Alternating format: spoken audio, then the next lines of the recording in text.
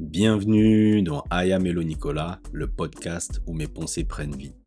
Je suis Nicolas et si tu me suis sur Instagram, tu as probablement déjà vu les pensées que je partage quotidiennement.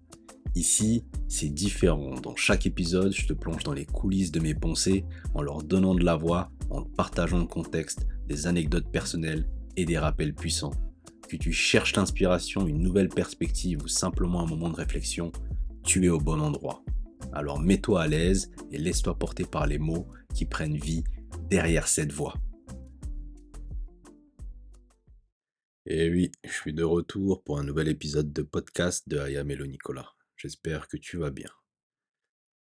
Donc pour ce nouvel épisode, j'ai tiré au sort la pensée suivante. Passer du temps ensemble, rire, échanger, même sans rien s'avouer, c'est déjà mettre un pied dans la relation. En fait, j'avais écrit cette pensée pour fixer, et pour moi c'est un rappel, hein. En fait, comme pas mal d'hommes, je pense, en tout cas ceux de mon entourage aussi, pour ceux qui ont osé me l'avouer, comme moi-même je l'ai fait, j'ai toujours éprouvé une certaine difficulté à attirer, à séduire, pour le coup à me mettre en couple avec les filles qui me plaisaient vraiment. J'ai beaucoup plus d'échecs que de réussites dans ce sens-là. Hem et en fait, c'est toujours dû à une seule chose finalement, c'est la gestion enfin, plusieurs choses, mais une seule chose en définitive, en fait, c'est la gestion de ses émotions. Pourquoi? Parce que, on est impatient. On veut que les choses se fassent vite, rapidement, ce qui fait que, émotionnellement, on gère mal le truc et comme on gère mal le truc, on surjoue peut-être un peu trop, donc on devient un peu bizarre aux yeux de la personne en face et finalement on fait tout capoter. Et ça me rappelle, cette fameuse citation de Louis XIV qui, m'avait été soufflée par un mec que je connais et que je relis souvent aussi parce que, je suis, d'une certaine façon un peu un impatient. Donc cette, citation c'est toujours, l'impatience de gagner qui fait perdre.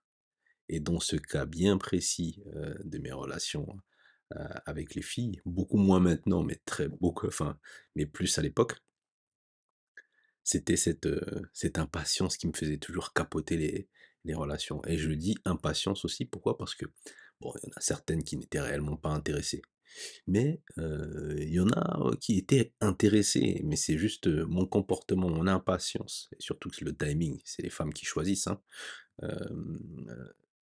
Comme le timing n'était pas bon, bah, finalement, c'était pas bon et donc je finissais souvent dans les cordes parce que j'étais trop, voilà. C'était un peu trop de vouloir que les choses se passent vite alors que, le jeu de séduction est important, qu'il prenne son temps, qu'on prenne le temps de se dire les choses, qu'on prenne le temps de se manquer, qu'on prenne le temps de s'appeler, de s'écrire, de s'immiscer, lentement mais sûrement dans le quotidien de l'un et de l'autre et ça, c'est important. En tout cas, je l'ai compris par la suite que c'était quand même quelque chose qui était très important pour les filles, pour les femmes, pour s'immerger petit à petit dans la relation. Mais malheureusement, dans mes débuts, heu ne parlons pas de femmes avec les autres et en essayant moi-même d'essayer d'avancer, bah, j'ai fini par le comprendre durement avec les rejets et les incompréhensions et donc c'est un peu tout ça qui s'est passé. Et donc, plus tard, en grandissant, en fait, moi, j'ai une éminence grise. Après, si je sais pas si tu es familier avec ce terme, grosso modo, c'est une personne influente dans l'ombre, qui est une femme, qui m'aide à mieux comprendre, la les femmes et qui est toujours de bons conseils. Et en fait, elle m'avait dit à l'époque, lorsque je lui avais avoué justement ce travers de ma part, elle me disait que: «Nico, tu sais, tu pas obligé de dire à une nana que, d'être totalement clair sur tes pas sur tes intentions, mais sur le fait que tu veuilles sortir avec elle, mais plutôt, d'installer une certaine, cadence, un certain rythme dans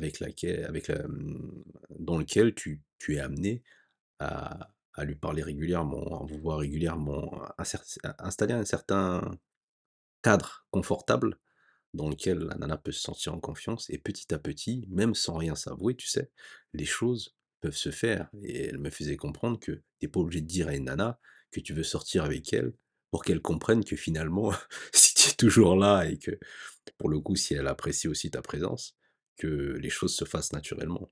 Et donc j'avais écrit, cette pensée-là, pour me le rappeler, pour me rappeler ce conseil, pour me rappeler que si, à l'avenir, je me remettais dans une, configuration où, une nana me plaisait vraiment, que je puisse déjà faire preuve de patience. Parce que cette, façon de faire invite à la patience et aussi que je laisse les choses se faire naturellement. Parce qu'aussi dans ce processus de laisser les choses, se faire naturellement, ça te permet aussi de mieux appréhender la personne que tu as en face.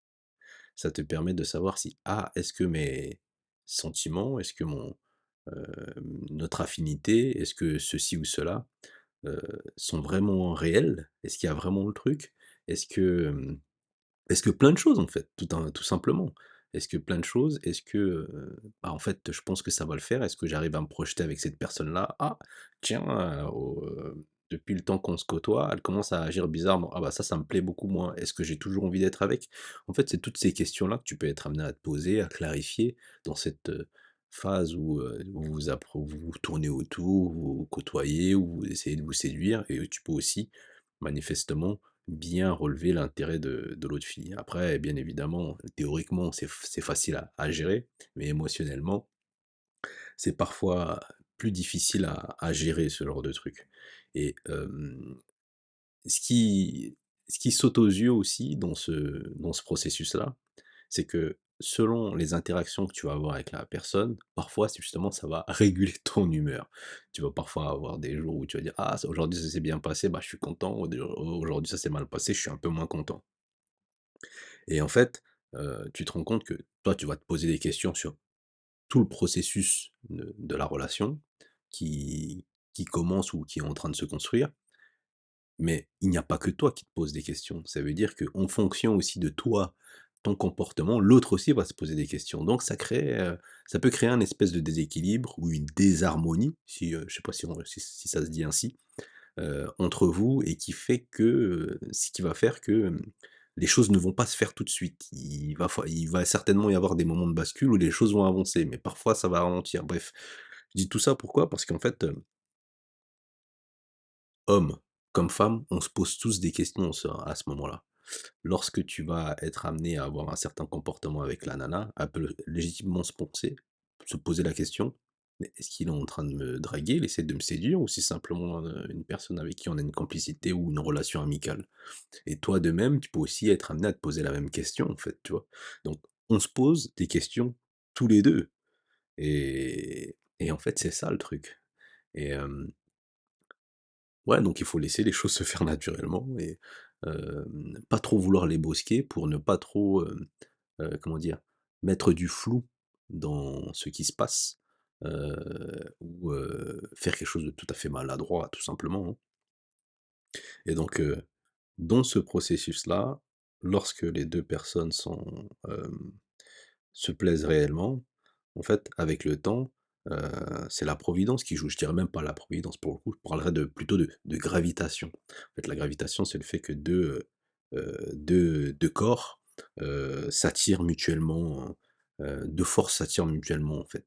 Et en fait, il y a ce processus de gravitation, c'est-à-dire que plus vous passez du temps ensemble, plus vous riez ensemble, plus vous vous parlez, potentiellement vous vous écrivez, vous vous appelez, de bonne journée, bonne nuit et cetera. Que vous êtes amenés à vous voir en dehors, dans des cadres, particuliers.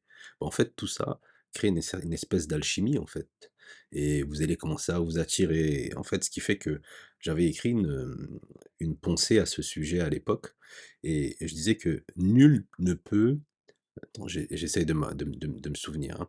Nul ne peut lutter contre l'attraction. Voilà, nul ne peut lutter contre l'attraction. Il suffit de se voir, de se sentir, se toucher et surtout y penser, pour être chamboulé et finir par glisser. Voilà, c'était ça. Et donc en fait, dans ce processus-là, même en ne se disant pas les choses clairement, hein, le fait que vous appréciez la présence de l'un de l'autre, heu, que vous passez des bons moments ensemble, généralement les choses se font et en fait, j'en veux pour preuve que les relations avec les filles, qui se sont bien déroulées pour moi dans ma dans ma petite vie, ce sont des relations, heu, pendant lesquelles j'avais pas trop le comment dire? Le côté enjeu. Comme j'avais pas trop le compteur en jeu, je pouvais être, pour le coup patient, faire beaucoup moins de maladresse et les choses se faisaient naturellement et pour le coup, j'ai été toujours surpris de voir la fille, avec un haut niveau d'intérêt pour ma personne et limite, conduire d'une certaine façon la séduction bon, finalement, arriver à aboutir sur la relation, en fait et c'est un peu ça ce que je tenais à dire à travers cette pensée que j'avais fixée. C'est que c'est réel, donc passer du temps ensemble, rire, échanger et même sans rien s'avouer, c'est déjà mettre un pied dans la relation parce qu'en fait, tout le reste se fait naturellement. En fait, c'est ça qui est important. Moi, je sais pas si tu es un homme déjà qui m'écoute et que tu as déjà été confronté au même, au même challenge que moi, ou pour le coup, si tu es une femme et que ça peut te permettre aussi de voir une façon comment l'homme fonctionne, comment l'homme peut être amené à réfléchir. Après, j'essentialise pas, hein, mais il y a quand même des similitudes, des trucs qui se répètent. D'appréhender le truc, tu vois? Ça veut dire que des fois, même, une personne qui te plaît, parce que moi, pour le coup, je l'ai en discutant aussi après avec les nanas, avec le recul et autres, j'ai su que même quand j'ai été maladroit, je plaisais ou que les filles étaient intéressées. Mais tu peux comprendre qu'un mec peut être, impatient, tu le trouves un peu trop, mais justement, c'est parce qu'il est il a tellement envie de bien faire, il a tellement envie de te séduire, il a tellement envie de bien faire les choses que finalement, bon, en fait, il est maladroit. Mais c'est pas parce qu'il est maladroit en général, c'est juste que émotionnellement, tu lui plais vraiment et qu'il arrive, à faire des choses un peu bizarres et tu comprends pas. Mais c'est simplement qu'il a un haut niveau d'intérêt pour toi et qu'il a vraiment envie que les choses se fassent. Et donc moi, c'était mon cas à l'époque. Beaucoup moins aujourd'hui parce que j'ai pris plus de maturité et puis les revers, hein, ça, on en c'est pas parce qu'on a l'habitude des revers qu'on a envie de les les revivre.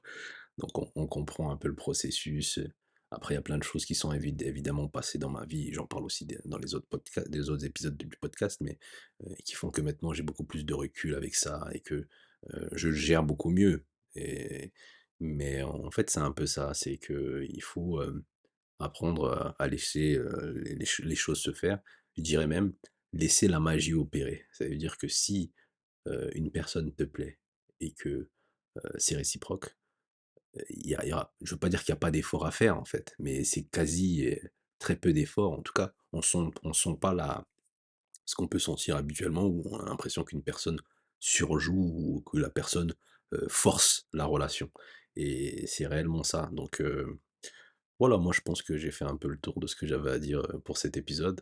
Hem, Quoi qu'il en soit, dans les histoires de relations, quand, 2 êtres, se plaisent, l'attraction, fait son taf, hein, et que finalement, il faut laisser la magie opérer.